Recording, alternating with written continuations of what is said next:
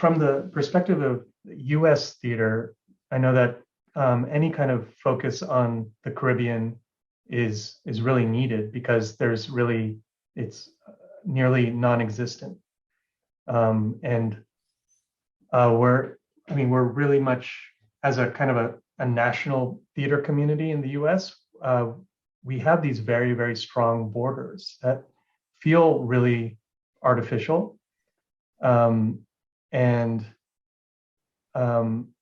kind of carved out by the way that we all are funded and the way that our organizations are built.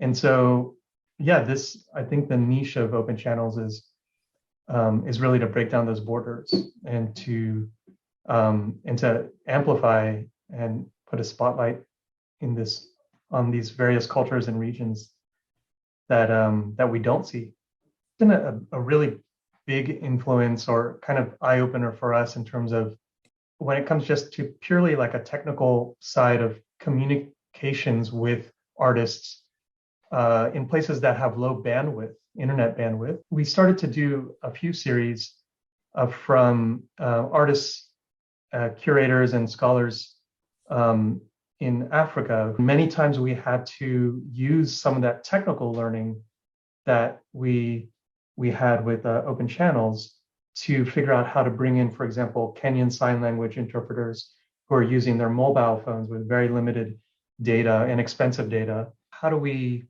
redesign the way that we're communicating online using these internet tools to create more access? And that, I think, is, permanently has changed the way that we're thinking about communicating, especially us global north, and communicating and including and learning from artists in the global south.